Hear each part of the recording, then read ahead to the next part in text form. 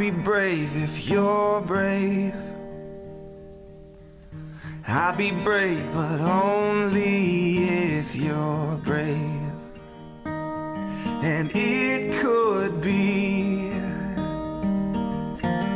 just you and me. We'll be family. Just wait and see. So I will fight if you'll fight. Yeah, I will fight, but only if you'll fight. Oh, we can make it through this like sailors in a tempest. Like sailors in a tempest together. And it could be just you and me. We'll be family. Just wait and see. Good evening, everyone. Welcome to tonight's Lung Cancer Living Room. Thank you all for joining us, hopefully in your cozy living room at home, wherever you may be in the world. We are so happy to have you all tonight. As many of you know, tonight's discussions are going to be around new biomarkers, new therapies, and the importance of knowing your cancer.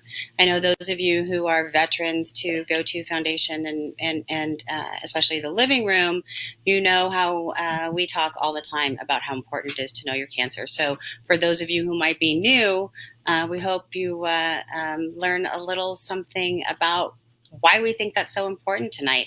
Very pleased to have Dr. Benjamin Levy from Johns Hopkins Sibley Memorial Hospital joining us for the discussion tonight. And for those of you who may notice that other lady there on the screen, our very own Bonnie Adario is back and in action at the living room with us. So we're thrilled to have her back as well.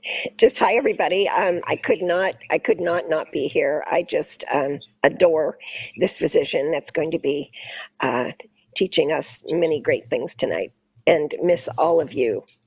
We're going to take a deeper dive into biomarker testing. We're going to focus a little bit on some of the lesser known biomarkers.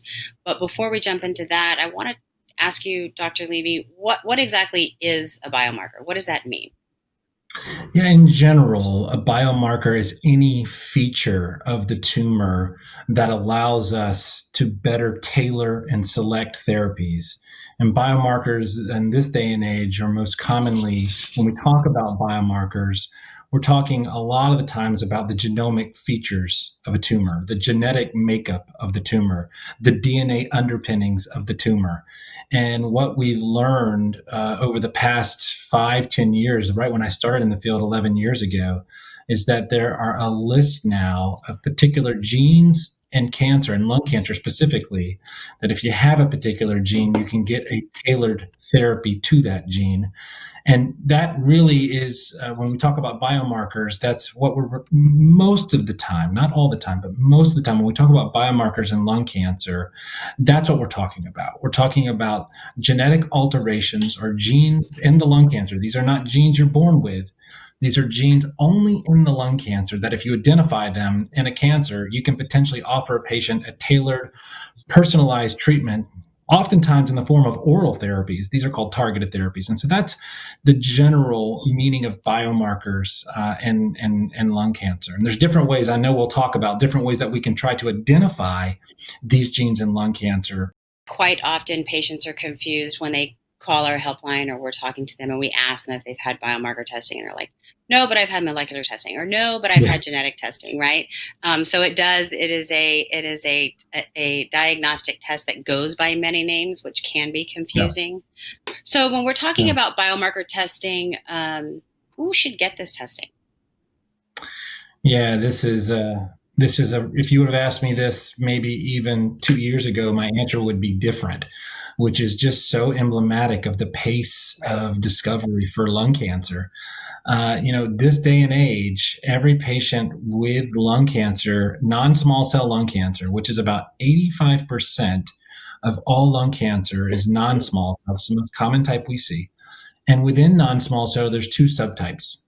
There's adenocarcinoma and there's squamous cell carcinoma. And all patients with adenocarcinoma should receive genetic testing or genomic profiling of their tumor. For squamous cell, I would say that the jury's still out whether all squamous cell patients should receive molecular testing, but any patient which is a squamous cell where they either are a remote smoker or a former smoker or not a current smoker, those patients should also be genetically tested or have their tumor molecularly profiled. I think that we'll learn more about genomic alterations or genetic features within squamous cell because it hasn't really been the same for the squamous cell as it has been for adenocarcinoma. So general rule, long story short, how I summarize that answer is I say I test everyone except for heavy smoking squamous cell patients, but that may change over the next year when we begin to identify additional targets specifically in squamous cell that justifies the routine testing for this subtype of non-small cell lung cancer. The second thing I want to say is that, and we'll talk about this, there's a lot of controversies on should all stages be tested? Should advanced stage patients be tested? Should early stage patients be tested? And we'll talk about some of the relevance and new data that's come out. But every one of our patients at our center gets tested irrespective of stage. So, I mean, that's a broad group of patients and that's a broad panel. But that is generally the initiative that we try to institute because the rule of thumb is test, don't guess. And so we really have to know the genomic underpinnings before we make treatment decisions for patients. When we talk about biomarker testing and genetic alterations, how is that different? And I know we talk about that general, to your point, in the realm of the non-small cell lung cancer patient, adeno or squamous. But when we're talking about PD-1 or PD-L1, how is that different? Is it different? Yeah. And what sort of group does that look at? It's a great question. So backing up in terms of what truly is a biomarker, when patients walk through the room, I tell them there's two sets of biomarkers that we routinely look at when patients walk through the door. The first is the molecular testing that I mentioned. And this is, again, to identify certain genes that may be in the tissue of the lung cancer that may help tailor our therapy. And that is really looking at the DNA of the tumor. And the second thing we look at, our second category, is what's called a PD-L1. Now, PD-L1 is not a gene, it's a protein that's expressed on top of the cell. And so I always, when patients come in, I draw this out and I say the DNA is inside the cell and we're looking and testing that. But we're also looking at the protein expression of this particular protein, PD-L1. And that's important. Because if patients have a PD-L1 protein expression of a certain degree, they may, usually 50%, they may qualify for immunotherapy. Where things get very tricky is that oftentimes patients may have a gene of interest, which would allow you to give a targeted therapy, but they also have protein expression that would allow them to get immunotherapy. And those are two different classes of drugs. And generally, the rule of thumb in our clinic and hopefully across the country is that the gene supersedes the protein when it comes to decision making. So you always want to rely on the genetic testing first. That should guide your treatment and really take precedent over the PD-L1. But when we're talking about biomarkers, we're talking about the genomics, the DNA, but we're also talking about the protein expression of PD-L1. And those are the two categories we look at when patients come through the door. And I think it's so important when we talk about the immunotherapy space, particularly when it comes to small cell patients, right? Because recently there were approvals in that space, and fairly recently now, it's been a bit. And that's the first new approval for small cell patients in forever, right? 30, so it's really years, exciting. Right? Yeah. Very exciting.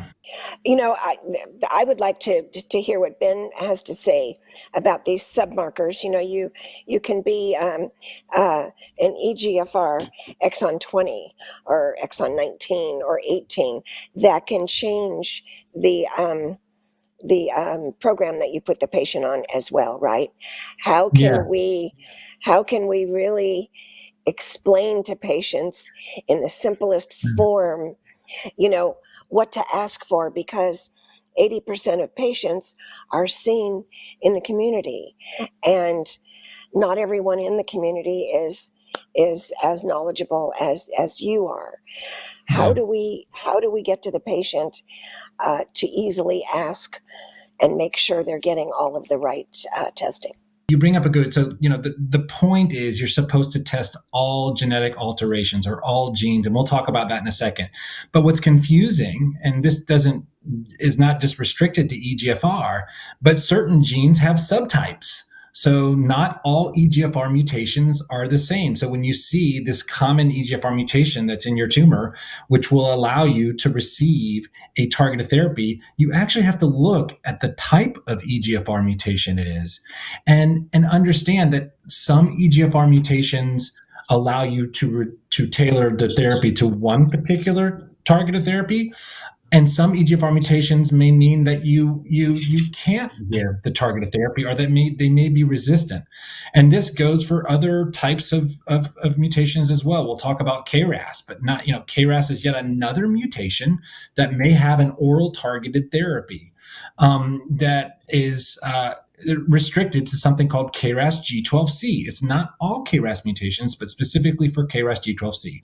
So EGFR mutations have led the way with personalized therapies. They are the beginning story. They're chapter 1 of molecular testing for advanced non-small cell lung cancer. But what we've learned is not all the EGFR mutations are the same. So what I tell patients is, be sure to ask your physician, what molecular testing is being done, and then also what subtype of mutation they have. So if the physician says you have an EGFR mutation, the patient should ask, well, which type?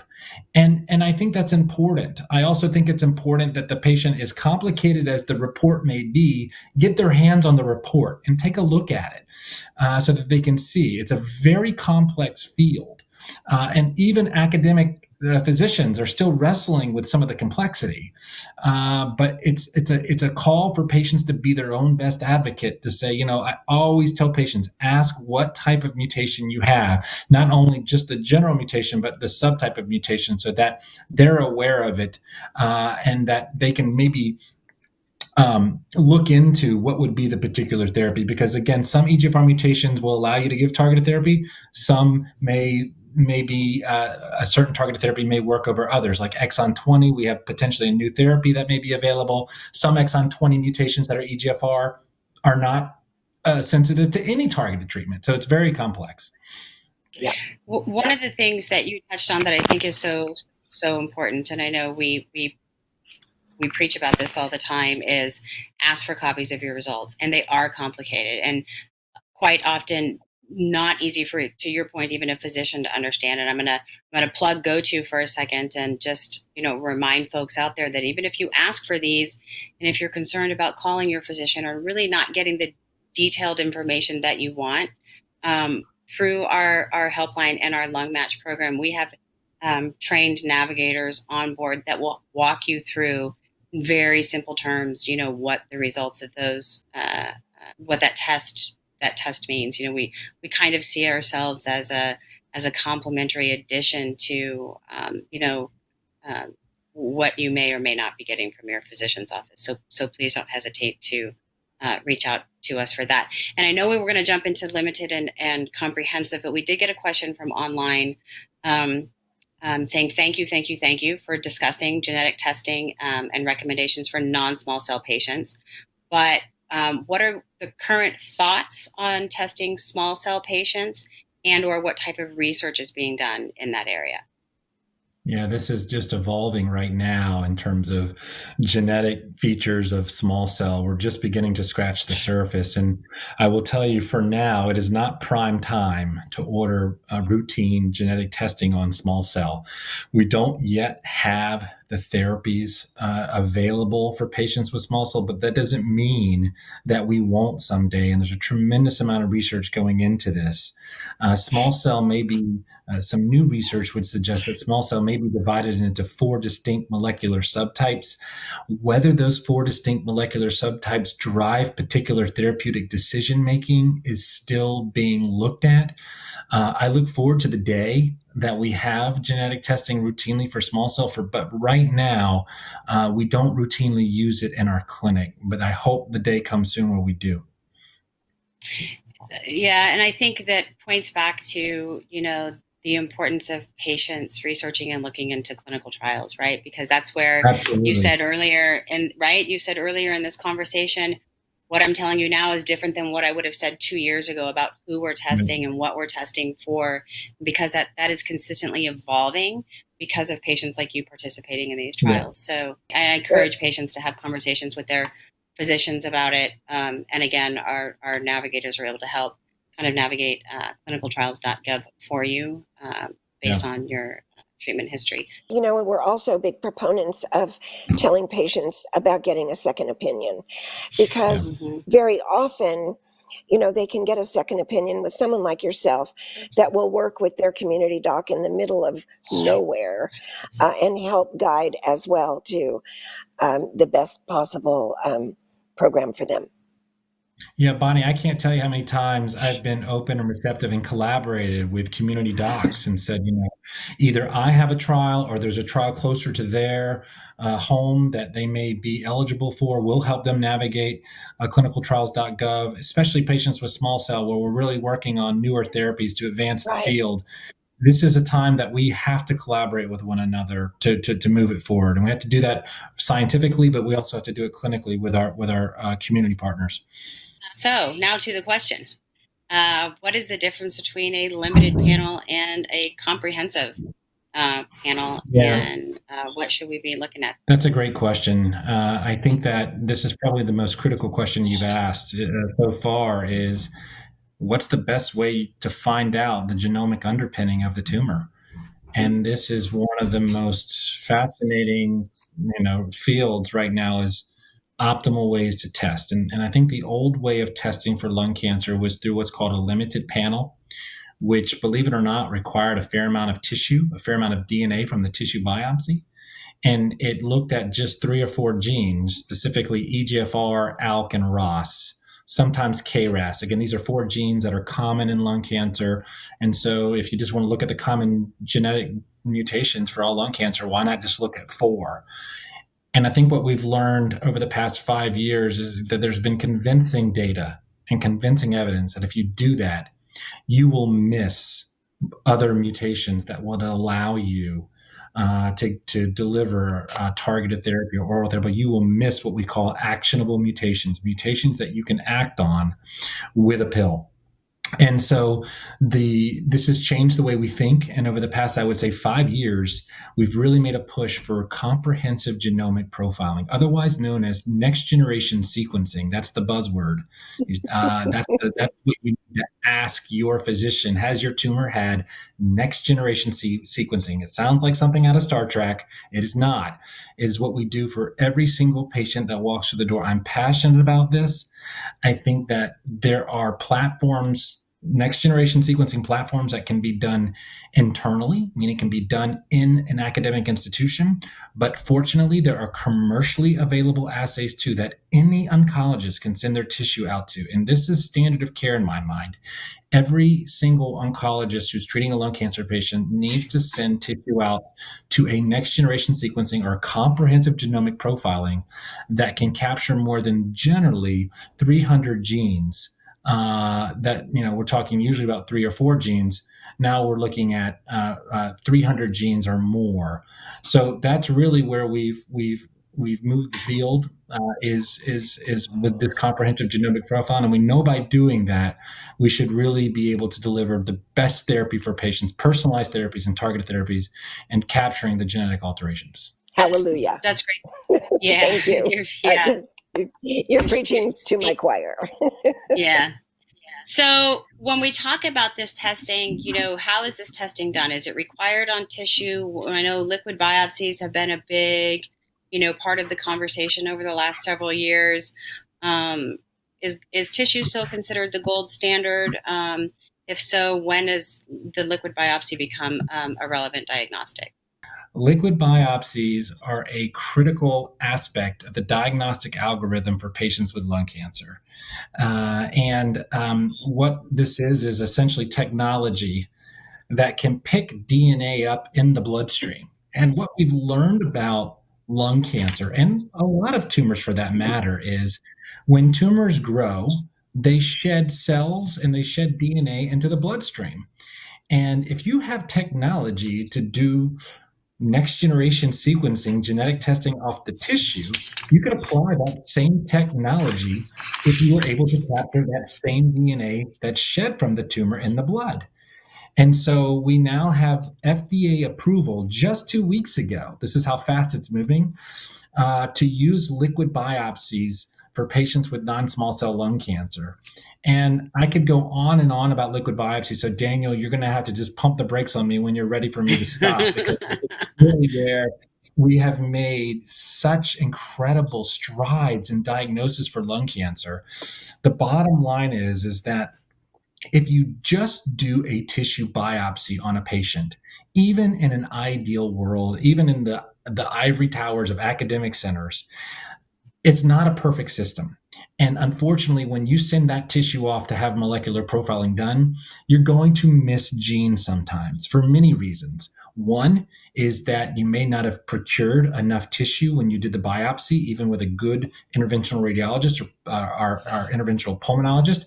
Two, there's something called tissue stewardship, which means that once the biopsy is taken, they cut it up into slices, and oftentimes you lose content that can be tested for.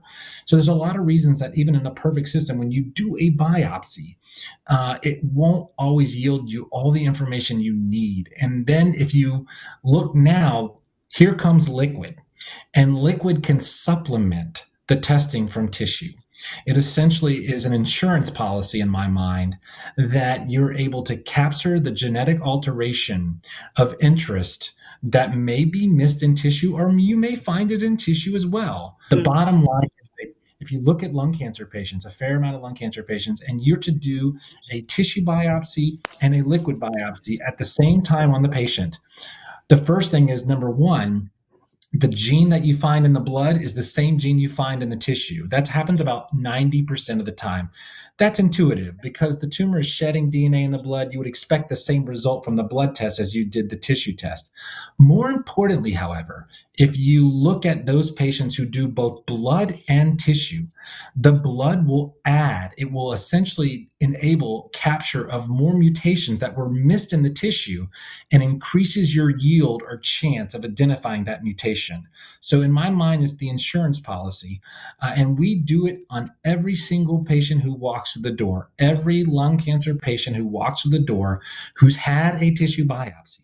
Even if the results aren't back from that tissue biopsy as it relates to the genetic testing, we also do a liquid biopsy, a blood test.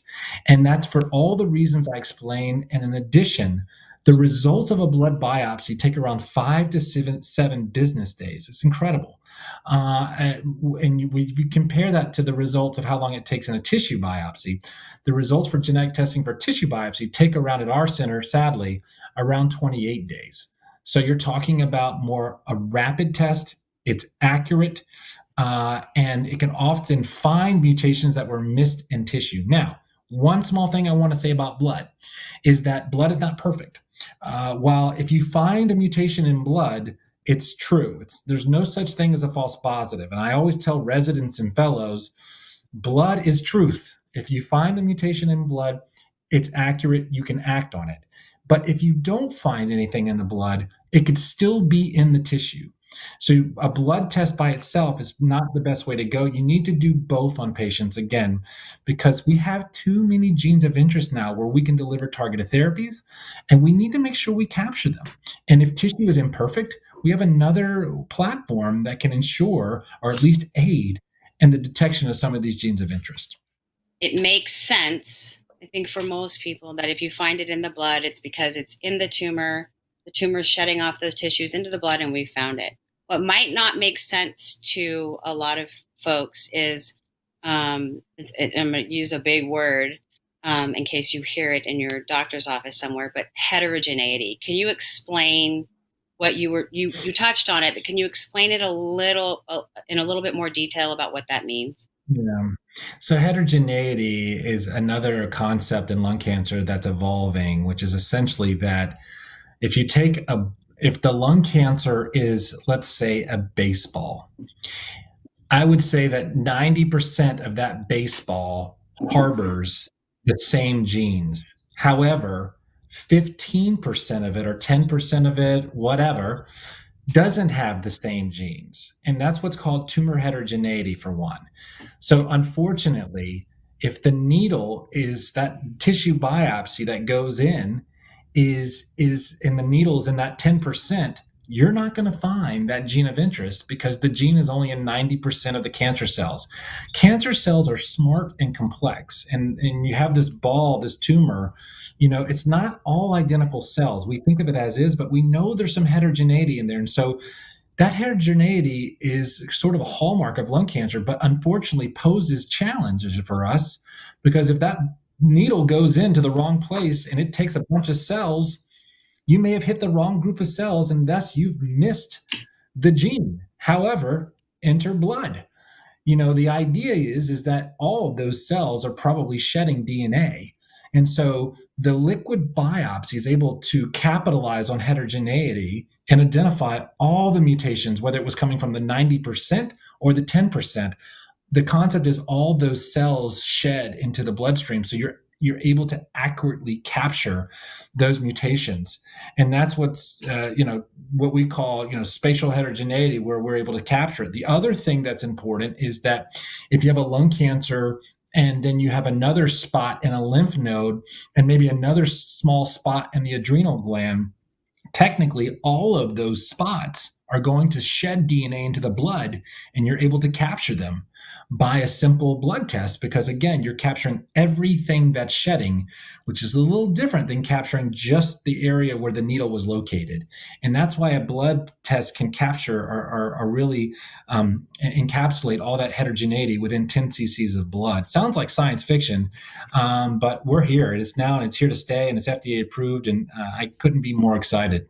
So you touched a little bit on the big three or the big four, and that's, typically what a limited test might look like. But to your point and some of the things you said earlier, so many exciting things are happening in the lung cancer space right now. So I want to talk about some of those lesser known and HER2, MET, RET, NTRK, KRAS G12C, you brought that up a little bit ago, and then even the PIK3CA, this is something that's kind of emerging in the squamous space. So I don't know where you want to start or which one you want to start with, but talk about some of the exciting things that have been happening in that space.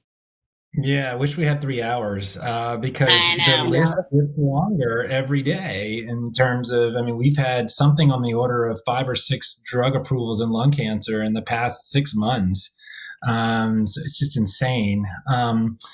As you mentioned, EGFR mutations and ALK rearrangements and ROS rearrangements were sort of the leading edge. They were, like I said, chapter 1, 2, and 3 of molecular profiling in lung cancer. And, if you would have asked me how many chapters there are going to be in this book 5 years ago, I would have said maybe 4 or maybe 5, And as you've mentioned, that we are now learning more and more about other mutations outside of just EGFR, ALK, and ROS that can be identified in lung cancer and can help select tailored therapies.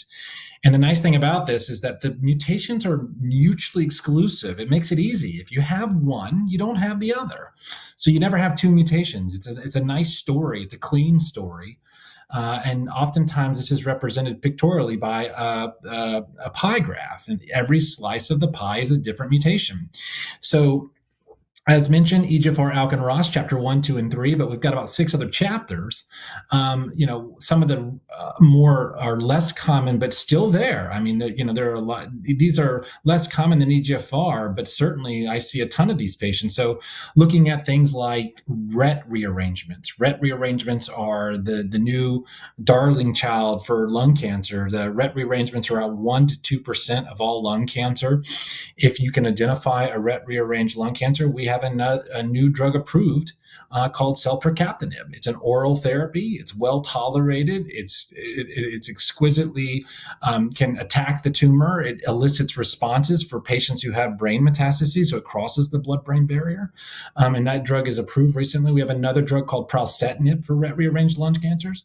It's not yet approved, but also showing, again, oral therapy showing good response rates to patient oral therapy eliciting good response rates.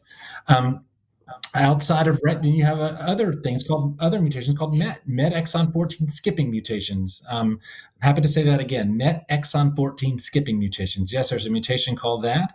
And that, again, if you have a MET exon 14 skipping mutation, this is yet another mutation that has a new approved targeted therapy, a drug called capmatinib, oral therapy, well tolerated, targets selectively against that mutation.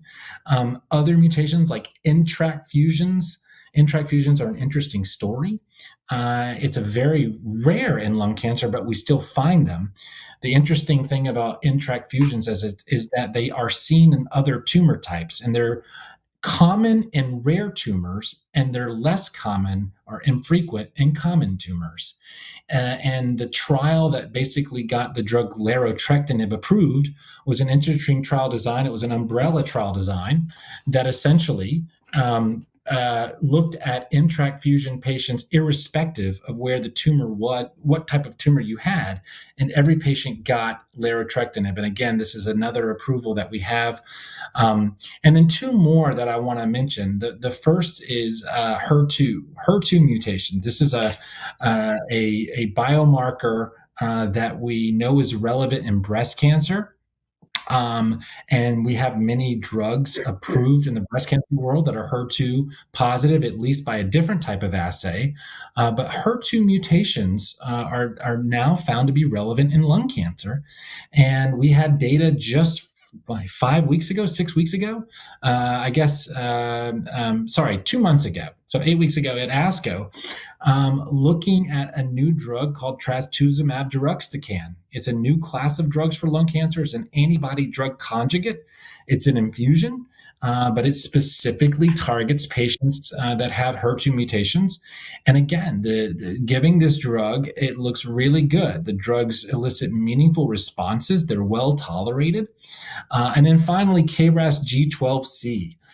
This is yet another mutation that 5-10 years ago, I would have said there is no way we're going to be able to drug this mutation for many reasons that I won't get into, but biologically, it's a very hard mutation to target.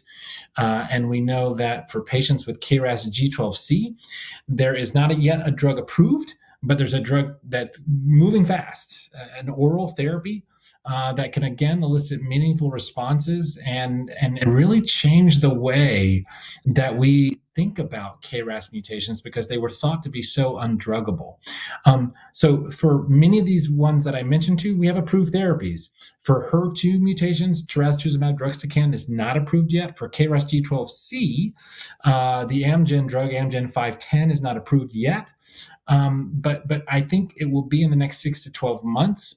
And it's just a very exciting time. And I think all of this, Danielle, I think this truly underscores the importance of comprehensive genomic profiling, next generation sequencing. We cannot just get away with doing EGFR and ALK. And you've just got to, I can't tell you how many second opinions I see where I look at what the genetic testing was done on the patient, and not to throw shade on any of the private practice people, because they're great and they're working in the best interest of the patient. But the data is so quickly evolving, it's tough to keep up with. But I can't tell you how many patients I've had where they show me their molecular testing, and I say, what else did you have done, and where's your liquid biopsy test? And unfortunately, they just had 3 genes tested: EGFR, ALK, and ROS. And you're missing 7 or 8 other genes that either have approved therapies or therapies that we have trials for. So, and the last thing I'll say, and then you can shut me up, is that the conversation of, it's so hard for me to describe The difference in the conversation that goes down, it's not good or bad, but just different. The difference in the conversation that goes down when we're offering targeted therapies versus offering chemotherapy or immunotherapy, they're entirely different conversations. And we have to know this information up front so we know how to tailor that conversation the same way we're tailoring the therapy. I mean, it's a very different conversation that goes down when it's, hey, you're going to be on a pill and I'm going to see you in 2 weeks and you're going to call me and tell me how you're doing, versus, hey, you need to get a port put in and we're going to do an IV on you every 3 weeks. And I'm not saying that there's anything wrong with that, because we do that for a lot of our patients and that's okay. But I think in the end, we have to know this information and we have to do the comprehensive genomic profile. And it can't just be three genes. If you learn anything tonight, just test, don't guess, get the comprehensive testing done, and do next generation sequencing, both in tissue and in blood. I mean, and I know she's like doing this and like little dances in her head crazy, right now. Right? Yeah. Like, But I think this is why, we're constantly sort of browbeating people about this testing and why it's important. And you couldn't be saying it more perfectly or eloquently. And I think this points back to none of this would have happened without clinical trials.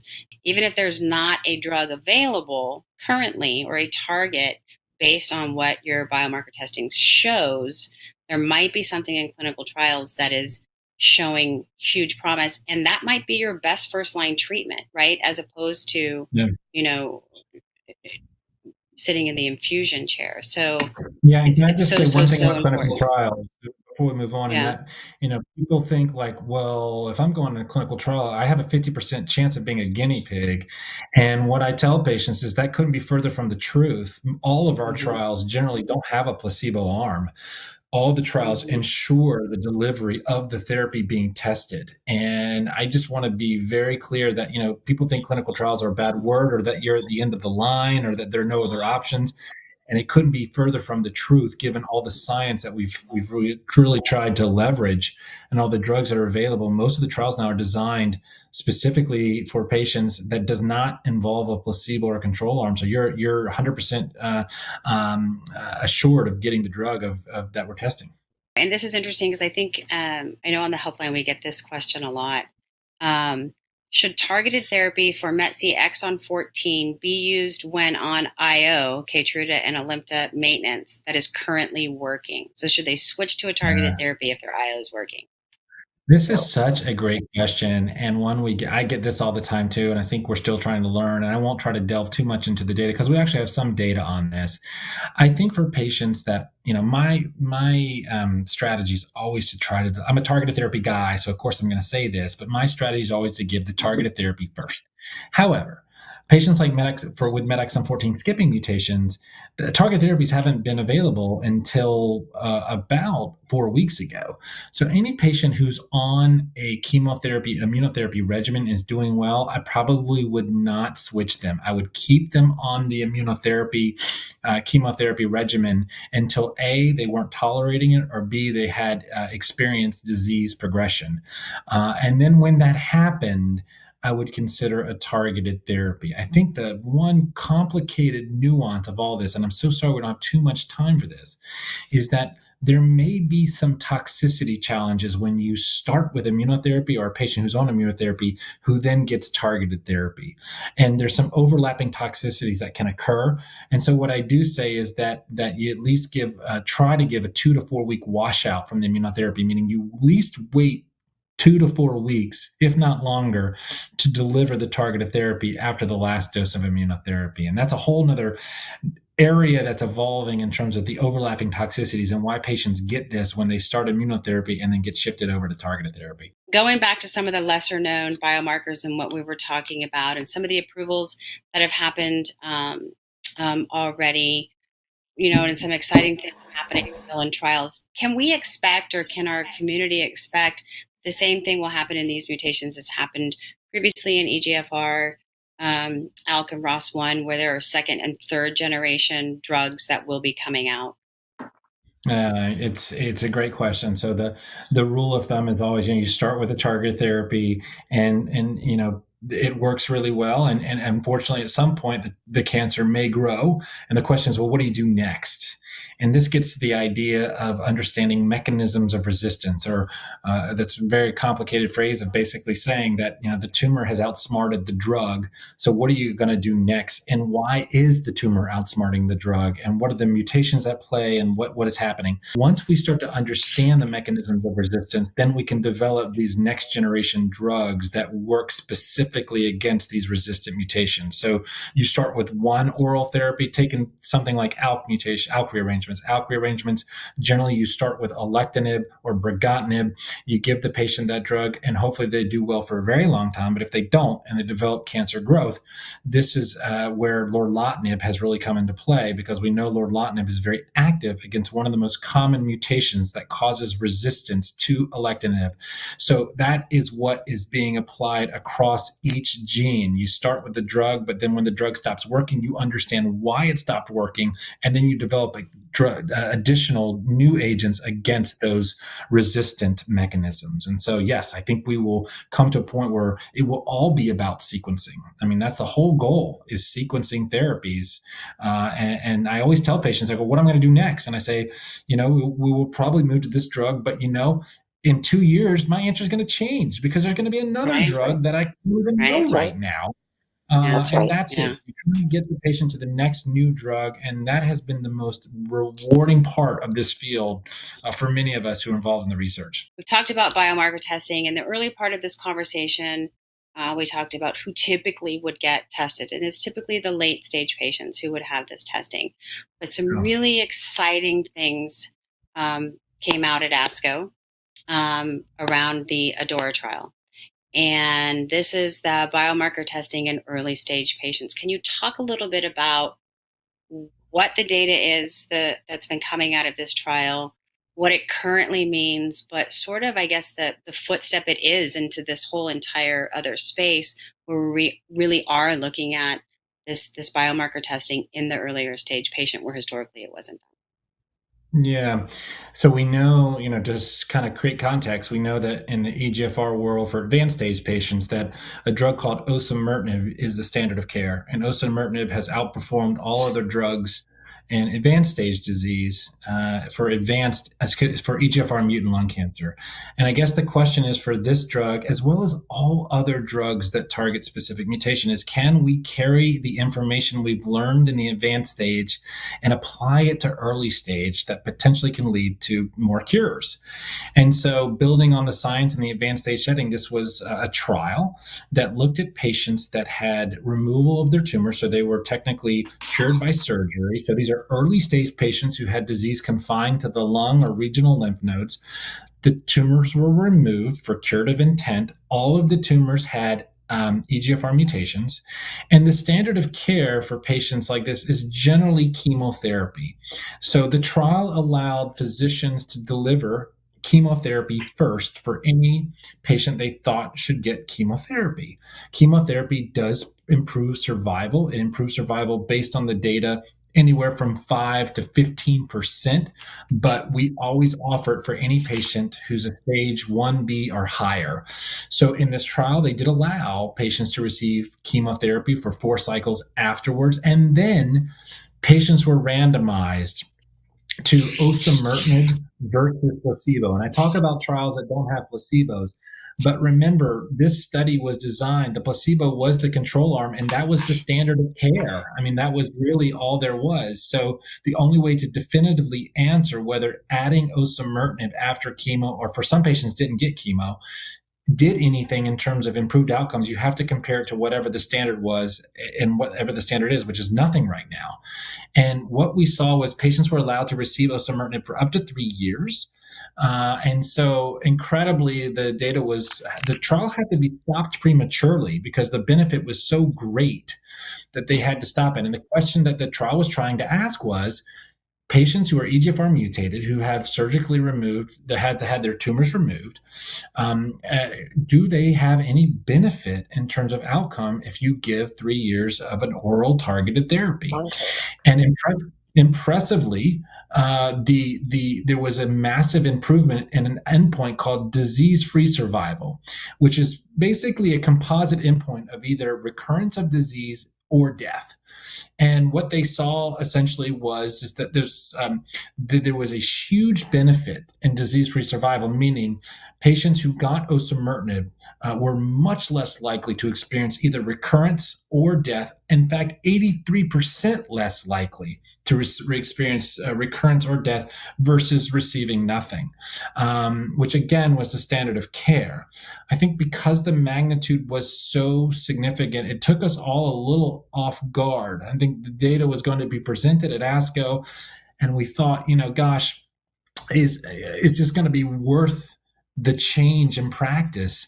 But I think seeing an 83% reduction in either recurrence or death in the osimertinib arm really warrants now a discussion about osimertinib. Now, that's the pros of the trial. The cons are the drug is costly, it is expensive, and there are people out there who say, well, we're not ready to use it until the FDA approves it. And as of August 2020, the FDA has not approved it. That said, I think the data is compelling enough that we need to have this discussion. And I think that it's really important also. This really tells us, what? An early stage lung cancer, we have to test. We do it at Hopkins for every patient, but every early stage patient also needs to be tested, because if you have an EGFR mutation and the chances of you having one based on the data is around 10 to 15%, you may be able to have a pill or receive a pill if you decide after chemotherapy for 3 years, which can potentially improve your outcome. Now, the trial did not look at overall survival. It looked only at disease-free survival, which more focuses on recurrence rather than death. So there are folks who say, well, we don't know if there's a survival advantage yet. But to me, the data is compelling enough that it is worth a discussion, and it is also underscoring the importance of genomic testing in early stage lung cancer. Do you think, and then I want to switch to my mom about this, but do you think that we can expect to see similar studies happening with other biomarkers and other drugs? Yeah, I think the other thing is this paved the way for other trial designs. And I think if we're not going to be doing this, then, we have to do this because, again, it's great to use these drugs in the advanced stage setting, but to then apply the science to early stage that may lead to higher cure rates is where we have to head. And I'm passionate about that. And so I do think we will have other trials, specifically for ALK-rearranged lung cancer. We may have other trials looking at drugs prior to surgery. So the mutation up front, the patient is potentially surgically resectable, or you can remove it.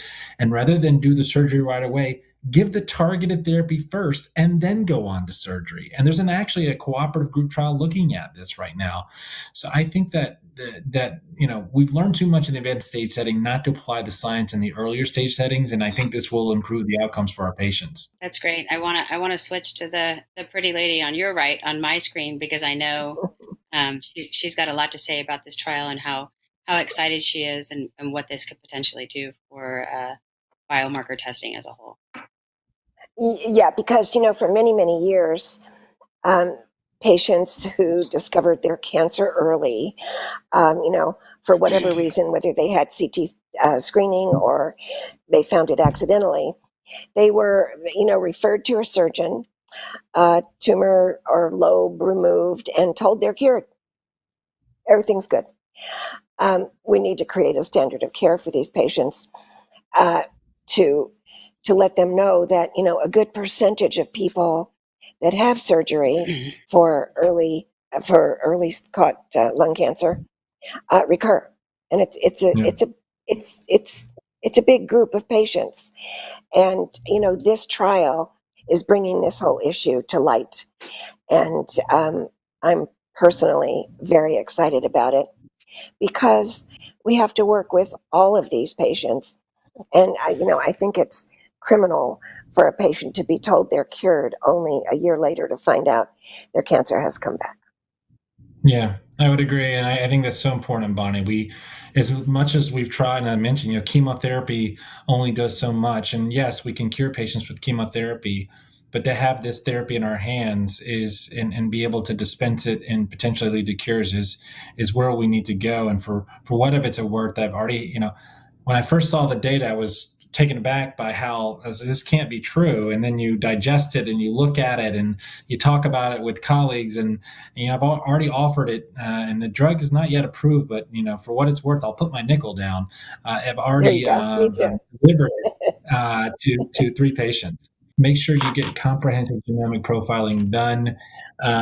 We have too many drugs now available to deliver that outperform chemotherapy, that avert the need for radiation, improve quality of life.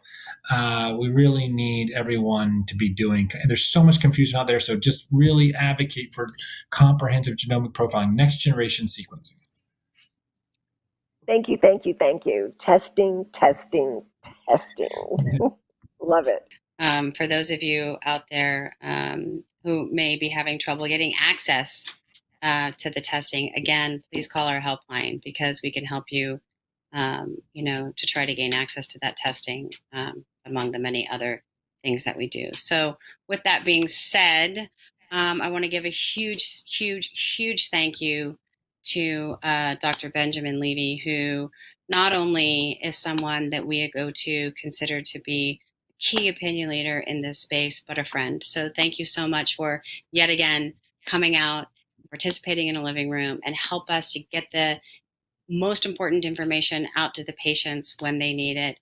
This has been amazing. I want to give a huge shout out and thank you also to my mom, who came down and decided to join again. We figured it was safe enough as long as we were distanced enough. So I'm thrilled to have her back on board with this. So with that, I'm going to say a lovely good night.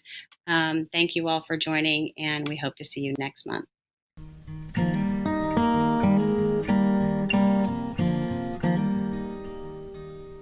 Oh, I'll be brave if you're brave. I'll be brave, but only if you're brave. And it could be just you and me. We'll be family.